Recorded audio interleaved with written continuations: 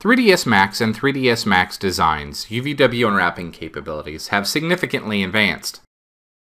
A completely reorganized and updated UVW Unwrap UI improves the process of unwrapping by bringing commonly used tools into the UI, like Relax, Stitch, and Weld, and introduces several new workflow tools to make your unwrapping tasks a lot easier. A closer look at the UI enhancements will show that the UI commands have been slightly reorganized and completely refreshed in their look and feel. New icons are simpler to see and more relevant to the tool's purpose, and the tools you are used to using are still present. And there are some new ones both on the command panel and in the UV editor. Let's go ahead and take a look at those. On the command panel, many of the tools have had icons created for them or have been combined into tool groups that make more sense. This is very evident with the selection tools and the mapping and alignment tools. These have been combined into a group called projection. Pelt mapping has been combined with a new set of tools called peel.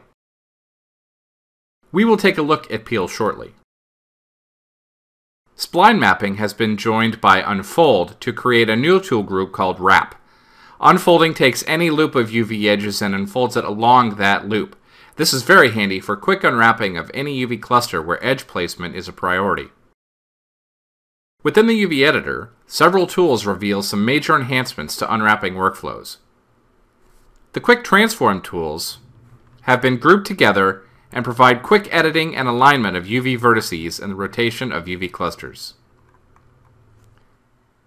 In reshape elements, Relax has been brought from the drop-down menu into the UI, and new straighten selection function has been added that takes curved clusters and squares them off. Stitching has been added to the UI, as well as explode commands. These are the mapping commands from the mapping drop-down. Peel exists on the UV editor as well. We'll come back to that in a second. A big addition are the arrange element commands. With these commands, it's very easy to repack the UV space and control orientation or rescaling. This is especially useful for scaling UV clusters to match relative sizes of each other. Lastly, you can now group UV clusters. Grouping is easy and gives you the ability to set a priority for whether the UVs are scaled or not when it's repacked. Okay, let's take a closer look at peel. So here is the object that we're going to use peel on, and I've already laid out a couple of seams which we can see here in wireframe mode. I have to finish up some of the seam cutting, and for that we're going to go ahead and use a new tool called point-to-point edge selection in UVW Unwrap. So I'm going to go ahead and go into my edge mode, and I'll turn on the point-to-point mode, and we'll just come in here and I'm just going to grab a couple of edges right around here, just wrap it right around, come back around to the bottom there. Once I'm done with that, we're going to go ahead and convert that to a seam. So if we go back to wireframe mode, we can see that I've cut that right over to the seam. And we're going to go ahead and use this leg cluster to peel it apart. So I've just selected one UV, and we're going to go ahead and expand the selection. So I'll go ahead and turn on shaded mode here, and we'll open up the UV editor. And you can see there's our leg right there. So we'll go ahead and enter peel mode.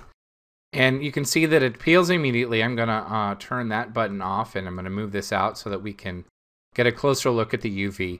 Now, what I can do here is I can go into vertex mode, and I can grab any vertex, and you'll notice immediately that even though I'm moving one vertex, in peel mode, I'm not just moving that vertex, I'm actually moving the whole cluster. So that as I begin moving vertices, they become locked, and I'm able to reshape in a dynamic fashion the UV cluster. So as I move various UVs or various vertices, the peel mode actually continues to stretch and reshape the cluster to give me something that I would want. So we'll go ahead and we'll turn on checker mode so that we can see how it's affecting the texture on the character leg. And I'll go ahead and maybe move these down a little bit, move these over. If at any time I want to get rid of one of these locked vertices, all I have to do is select the vertex and unlock it, and then I can remove it or do something else with it if I just want to move another one. So you can see that we're able to get that going in there pretty easily. The next thing we're going to do is show you how Peel in the interactive mode really lets you edit your clusters on the fly. So what I have here, I'm going to go back and look at my seams. I have the main body of the character here. I'll just select one UV and I'll expand the selection. Okay, and as soon as I expand that selection, we'll go ahead and we'll peel it. And I'm also going to set it aside. I'm going to turn off vertex mode so I can move it up here.